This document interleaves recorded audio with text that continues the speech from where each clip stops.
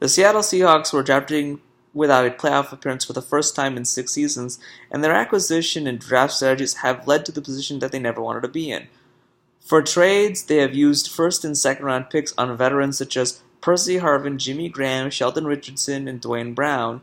In the draft, they have used top 100 picks on players such as Jermaine Ifedi, Tyler Lockett, Paul Richardson, Kristen Michael, Malik McDowell, and Jordan Hill. Only Ifedi, Lockett, and Brown remain out of that bunch. Not to mention the failed signings of running backs such as Eddie Lacy and Kristen Michael again, and the time they overplayed their hands when they let go of players who went on to be productive elsewhere. Bruce Irvin, James Carpenter, Max Unger, Russell Okung, Spencer Ware, and Alex Collins. The media keeps focusing on the departures of Richard Sherman and Michael Bennett and making them the symbols for why the Seahawks will struggle in 2018. But the reality is that the way the draft picks from the past 5 years should be the current building blocks for the dynasty, the misses and regretful departures will position teams out of the playoffs and cause them to start all over again. Right now, the Seahawks don't look like they're off to a good start, especially when you look at all their past transactional failures prior to the draft.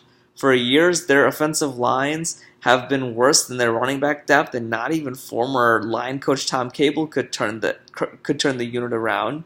Cable's departure is the only thing I endorse because players such as Russell Okung and Max Unger were already good before he got there in 2011.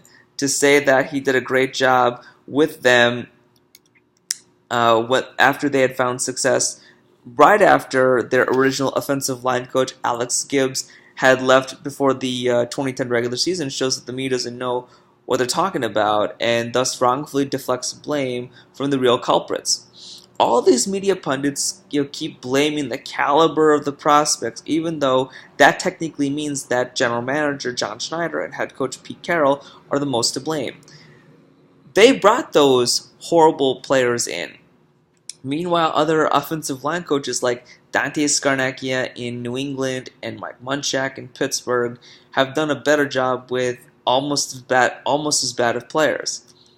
Now, other than Dwayne Brown and Justin Britt, the Seahawks don't even have bad players along the line. They have putrid ones. Rather than preventing the early run on interior linemen in the second round, the Seahawks used their late first-round pick on a 22-year-old senior tailback named Rashad Penny.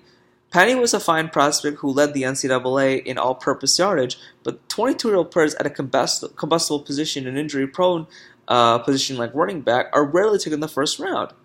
It is possible that Penny may have been available in round 3.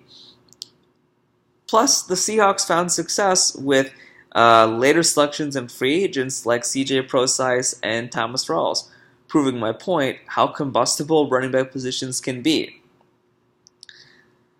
Therefore, they're better off waiting later for a somewhat comparable running back. After all, Kareem Hunt, Alvin Kamara, Jordan Howard, Alfred Morris, Frank Gore, and many others were picked in round 3 or later, and some team in round 2 of the 2018 draft will find success with interior players like Austin Corbett, James Daniels, Will Hernandez, or Connor Williams. Now that I'm done rambling, I will praise the Seahawks for selecting Rasheem Green and Shaquem Griffin because both have pass rush skills while each has their own alternative skills to offer.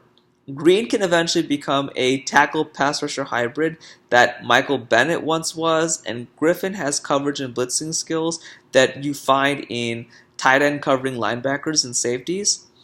I'm unsure about the 5th round offensive lineman Jamarco Jones, but I'll give him the benefit of the doubt as he's paired up with a new and a possibly better offensive line coach, Mike Solari, a man who had great success with past players such as Will Shields, Willie Rofe in Kansas City, Weston Richburg and Justin Pugh in New York, Joe Staley, Mike Iupati, and not to be confused with the NBA megastar right tackle Anthony Davis in San Francisco with the 49ers. My grade for the Seahawks is a C+.